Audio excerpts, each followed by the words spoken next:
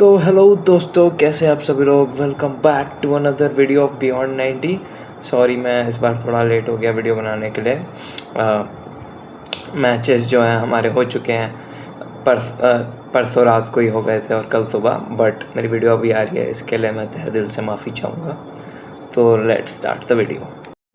दोस्तों, इन मैचेस ने हमारी रातों की नींद उड़ा दी है, हमारे स्लीप शेड्यूल की बैंड बजा दी है, और अब ना तो कोई खाने का टाइम है, ना उठने का टाइम है, ना सोने का टाइम है। बस जब वर्ल्ड कप का मैच तब हम उठेंगे, और जब वो ख़त्म तब हम सोएंगे। It all depends on the matches. And भाई, मेरे को रिग्रेट होता है ऐसा कहना कि मैंने शुरू में बोला था कि ये वर्ल्ड कप 2026 की कोई हाइप नहीं है and it's gonna be very basic सा टूर्नामेंट। बट नहीं गाइस, बिल्कुल नहीं। इनके मैचेस हमें दिन ब दिन सरप्राइज़ पे सरप्राइज़ करते रहते हैं। हर मैच एक नया ट्विस्ट, एक नया मोमेंट और एक नया फ़न हमेशा आता है। तो बात करें अगर मैंने जो प्रिडिक्ट किया था स्कोर, मैंने शॉर्ट्स डाली थी उसकी, तो मैंने प्रिडिक्ट किया था England versus Norway 2-1 and Argentina versus Switzerland 3-2। England versus Norway की प्रिडिक्शन तो मेरी सही हो गई, बट अर्जेंटीना वर्सेस स्विट्ज़रलैंड की प्रिडिक्शन में हल्का सा रह गया। मैंने स्विट्ज़रलैंड के 2 गोल बोले थे, बट उन्होंने 1 गोल ही मारा है। कोई बात नहीं दोस्तों, प्रिडिक्शन फिर भी अपनी टॉप नॉच थी। लाइक इट वाज क्लोज, और आप वो वीडियो जाके देख सकते हैं। मैंने शॉर्ट्स अपलोड की थी अभी 2-3 दिन पहले ही।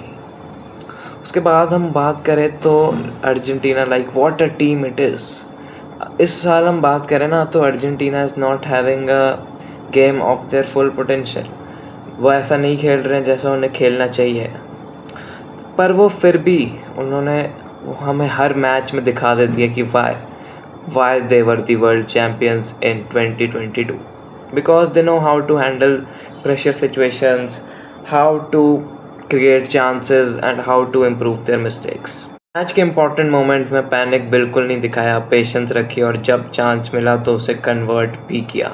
इस टीम की वजह से ये टीम लगातार बड़े टूर्नामेंट्स में इतनी सक्सेसफुल रही है। अब अर्जेंटीना सिर्फ एक जीत दूर है अपने तीसरा फाइनल खेलने के लिए। सॉरी, मेसी अपना तीसरा फाइनल खेलेगा, अर्जेंटीना तो इससे पहले भी खेल चुकी है। Sorry, my bad. नॉर्वे की बात अगर हम अब करें तो नॉर्वे के लिए ये टूर्नामेंट काफ़ी पॉजिटिव रहा है। They are the underdogs of this tournament because reaching the quarter finals. इस टीम को क्वार्टर फाइनल्स पहुंचने की किसी को उम्मीद नहीं थी। मुझे तो लगा था ग्रुप स्टेज में बाहर हो जाएगी, but what a game by Norway यार, what a game. Quarter finals तक पहुंचना और रास्ते में स्ट्रॉन्ग टीम्स को चैलेंज देना कोई आम बात नहीं है। आज रिज़ल्ट उनके फेवर में नहीं गया, लेकिन जिस तरह से उन्होंने पूरे टूर्नामेंट में फियरलेस फुटबॉल खेली, उसने सबको इम्प्रेस किया है। ये टीम फ्यूचर के लिए डेफिनेटली एक स्ट्रॉन्ग कंटेंडर बन सकती है and it can be the favourite to reach the semis और may be even the finals. Who knows दोस्तों, हु नोज। मैच समरी पे अगर हम आए तो ओवरऑल अर्जेंटीना की बात करें तो एक्सपीरियंस और कंपोजर का डिफरेंस दिखा दिया। नॉर्वे ने फाइट ज़रूर की, लेकिन नॉकआउट फुटबॉल में छोटी सी मिस्टेक भी बहुत भारी पड़ सकती है। And you know, Portugal versus Spain भी आपने देखा था, एक mistake and they were eliminated from the world cup. The best squad of this world cup was eliminated with only 1 mistake. तो इसलिए आपको पता है कि एक मिस्टेक कितनी भारी पड़ सकती है। अर्जेंटीना ने वही अपॉर्चुनिटीज़ कैपिटलाइज की जो उनके पास आई, और इसी वजह से they are in the semis. England versus Argentina हमारा सेमीफाइनल, एंड गाइस मैं आपको बता नहीं सकता कितना एक्साइटेड हूँ मैं इस मैच के लिए, बिकॉज अर्जेंटीना अभी तक इतनी बड़ी टीम को उन्होंने फेस नहीं किया। ठीक है, उन्होंने इजिप्ट को फेस किया, बट इजिप्ट इतनी बड़ी टीम भी नहीं थी। It was lack of Argentina defence which helped Egypt score 2 goals. ठीक है, वरना मेरे को कुछ भी नहीं लगा था ऐसा कि इजिप्ट से वो 2 गोल कंसीड कर लेंगे। I thought it would be a 3-0 और 4-0 विक्ट्री, बट इस साल अर्जेंटीना बहुत मिस्टेक्स कर रही है एंड उनको सिर्फ एक ही मैन लीड कर रहा है, द कैप्टन, द मसीहा लियोनेल मेसी। ठीक है, अभी मेसी के ऊपर नहीं आएंगे, अगर आ गए तो बहुत लंबी वीडियो बन जाएगी, ठीक है। तो अभी हम आगे आने वाले सेमीफाइनल्स की बात करते हैं, जो कि England versus Argentina. England versus Argentina दोस्तों, आप भी होगे इसके लिए बहुत ज़्यादा एक्साइटेड। अब सबकी नज़रें इंग्लैंड और अर्जेंटीना के ब्लॉकबस्टर सेमीफाइनल पे होगी। ये सिर्फ दो स्ट्रॉन्ग टीम्स का मैच नहीं है, बल्कि वर्ल्ड कप हिस्ट्री की सबसे आइकॉनिक राइवलरीज में से एक होगी। दोनों टीम्स का फॉर्म भी अच्छा है और कॉन्फिडेंस भी हाई है, इसलिए फैंस एक हाई इंटेंसिटी मैच और क्लोजली फाउट कॉन्टेस्ट की एक्सपेक्टेशन कर रहे हैं, जहां एक छोटी सी मूवमेंट या इंडिविजुअल ब्रिलियंस मैच का रिजल्ट डिसाइड कर सकता है। फ्रांस वर्सेस स्पेन की हम बात करें तो दोस्तों ये हम पहली बार नहीं देख रहे इन दोनों टीम्स को आपस में लड़ते हुए। जब भी ये दोनों लड़ती हैं कुछ आइकॉनिक मोमेंट हमें ज़रूर ला के देती है। इनके दो मैच देख चुका हूँ मैं, एक तो यूरो का एक सेमीफाइनल था इस साल का, एंड एक और मैच था जिसमें स्पेन ने फ्रांस को ऑलमोस्ट 5 गोल मार दिए थे उनके अगेंस्ट, एंड फ्रांस ने जो उसके बाद कमबैक किया था वो 4 गोल मारे and still the lost, but they played really well at that time. But इस साल फ्रांस वो नहीं है जो वो यूरोज़ में थी, एंड इस साल स्पेन भी वो नहीं है वो जो यूरोज़ में थी।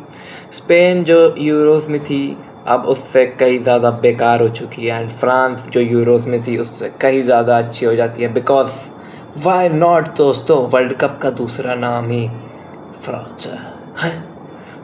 Sorry guys. दूसरी तरफ हम फ्रांस और स्पेन की सेमीफाइनल भी किसी ड्रीम मैच से कम नहीं। दोनों टीम्स ने टूर्नामेंट भर अटैकिंग फुटबॉल और क्वालिटी दिखाई है। फ्रांस की फिजिकलिटी और एक्सपीरियंस के सामने स्पेन की पोजेस्ड बेस फुटबॉल से होगा। पेपर पर दोनों टीम्स काफ़ी बैलेंस लग रही हैं, इसलिए ये मैच भी लास्ट तक ओपन रहने की पूरी उम्मीद है। बट मैं नहीं चाहता कि पोर्चुगल वर्सेस स्पेन की तरह ये एक बोरिंग सा लेस इंटेंसिटी वाला मैच हो कि लास्ट मिनट पे बस कोई एक गोल मार दे and they win the match.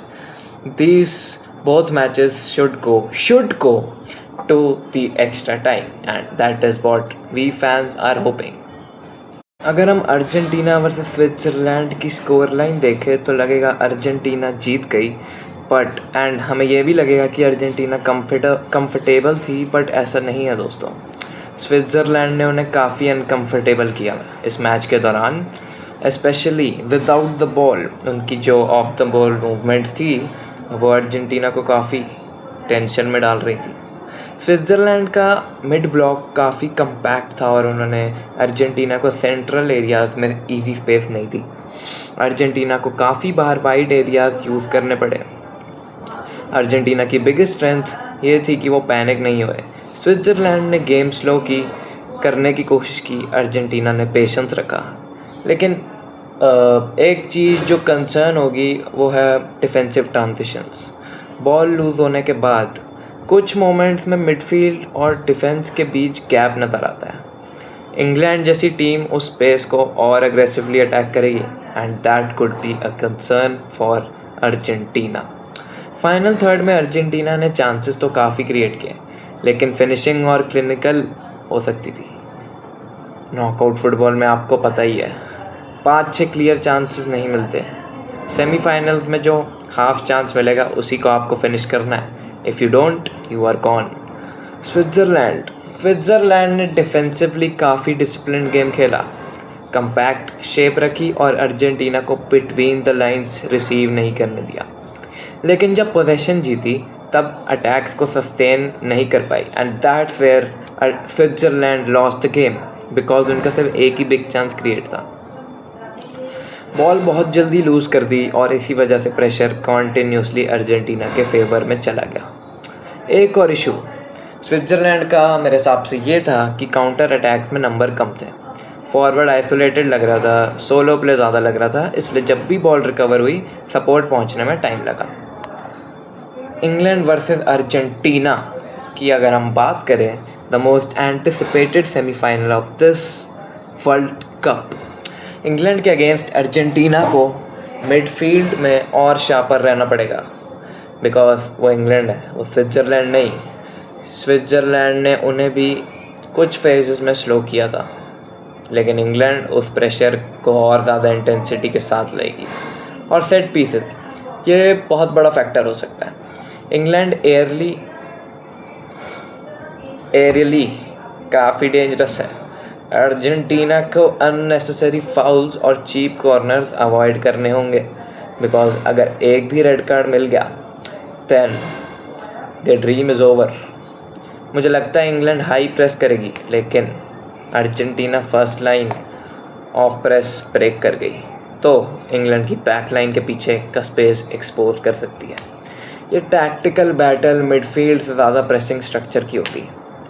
देखिए, टैक्टिक्स की हम बात हमेशा कर सकते हैं, बट टैक्टिक्स जो है मैच नहीं जिताएगी, कंट्रोल जिताएगी, डिसिप्लिन जिताएगी, और उस पिच पे जितना पसीना वो प्लेयर्स बहाएंगे वो जिताएगी। इंग्लैंड वर्सेस नॉर्वे की मैं बात करूँ तो दोस्तों, what a game Norway had. वो फर्स्ट गोल और बैंगर पोल पे डिफ्लेक्ट हुआ एंड अंदर नेट के गया। मैं अपने दोस्त के साथ मैच देख रहा था, तो मैंने उससे भी बोल दिया था कि पहला गोल तो नॉर्वे स्कोर करेगी, चाहे जीते बाद में इंग्लैंड, बट पहला goal Norway is going to score. ठीक है, नॉर्वे के पास एक दो चांसेस और भी थे जो उन्होंने फिनिश नहीं किए, और आपको पता है कि मैं किस चांस की बात कर रहा हूँ। जो प्लेयर के पास थी और उसने हालैंड को पास नहीं की, उसने इनसाइड कट करके शूट लेने की कोशिश की and it was obviously blocked. और भी कई रीजंस है जिसके चक्कर में नॉर्वे हारी, बट नॉर्वे अच्छा खेली यार अपने पहले वर्ल्ड कप के हिसाब से। मुझे पता नहीं मैं सही बोल रहा हूँ ना या गलत, ये सब छोड़े तो इंग्लैंड को एक बंदा कैरी कर रहा है, एक बंदा, and that is Jude Bellingham.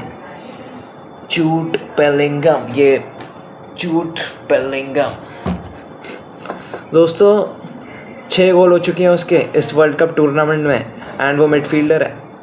Mbappe, Messi, इन सब के 8 गोल हैं, एंड वो उससे, और एम्बापे, मेसी तो फिर भी अटैक्स में खेलते हैं। जूड बेलिंगम मिडफील्डर है और उसके फिर भी 6 गोल है। इतना अंडररेटेड प्लेयर इस वर्ल्ड कप में। What a player he is, what a game he is having. And England को वो फाइनल्स तक लीड, अगर इंग्लैंड फाइनल तक जाएगी तो Jude Bellingham is gonna be the reason for it. तो दोस्तों आज के लिए इतना ही। Do let me know what do you think about the semis. And मेरे को एक चीज़ पूछनी थी, अगर आपको कोई भी अच्छा सा एडिटिंग ऐप पता हो तो ज़रूर कमेंट्स में दीजिएगा। ठीक है, ओके, तब तक के लिए बाय दोस्तों।